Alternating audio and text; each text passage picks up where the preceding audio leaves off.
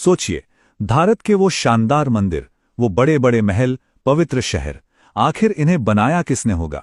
आज हम उन्हीं कारीगरों की कहानी में उतरेंगे, विश्वकर्मा समुदाय की कहानी में।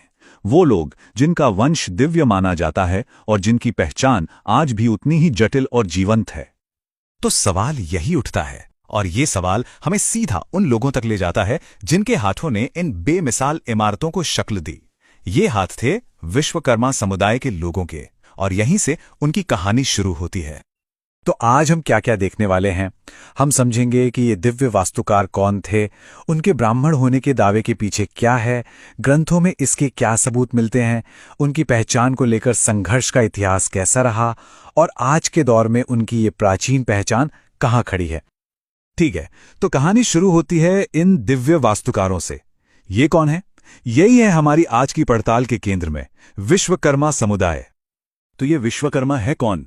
देखिए, इन्हें पांचाल भी कहा जाता है, और इसमें ना 5 तरह के कारीगर आते हैं। सोनार, जो सोना गढ़ते हैं, कांस्यकार, लोहार, राजमिस्त्री और बढ़ई। मतलब आप सोचिए, मंदिर से लेकर महल और बड़े बड़े तालाब बनाने तक हर चीज के लिए ये लोग जरूरी थे। एक तरह से ये भारत की नींव रखने वाले थे। और इस समुदाय की पहचान की जो सबसे गहरी जड़ है, वो है उनका ये विश्वास कि उनका वंश किसी आम इंसान से नहीं, बल्कि सीधे देवताओं के वास्तुकार भगवान विश्वकर्मा से जुड़ा है। ये सिर्फ एक कहानी नहीं है, ये उनकी पहचान का, उनके वजूद का आधार है। और यही जो दिव्य वंश का दावा है ना, ये उन्हें एक और बहुत बड़े दावे की तरफ ले जाता है, और वो है ब्राह्मण होने का दावा। ये बहुत दिलचस्प है। देखिए, सोर्स टेक्स्ट्स के मुताबिक ब्राह्मणों के कर्तव्य 2 तरह के होते हैं।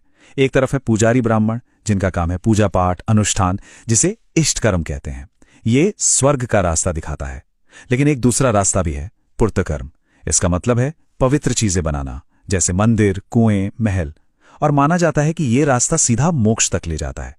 विश्वकर्मा समुदाय खुद को इसी दूसरे रास्ते का शिल्पी ब्राह्मण कहता है। तो ये पूर्त कर्म आखिर है क्या? देखिए, ये सिर्फ ईंट पत्थर जोड़ना नहीं है। स्रोत बताते हैं कि बनाने का हर काम, चाहे वो एक मंदिर हो या एक छोटा सा कुआं, एक पवित्र काम है। ये एक तरह की पूजा है, एक साधना है, जिसका मकसद मोक्ष पाना है। मतलब इनके लिए बनाना ही भक्ति है। अच्छा, तो अब सवाल ये उठता है कि क्या इस दावे का कोई आधार है? हाँ, बिल्कुल। ये दावा सिर्फ हवा में नहीं है। ये समुदाय अपनी बात साबित करने के लिए बड़े बड़े हिंदू धर्म ग्रंथों से सबूत पेश करता है।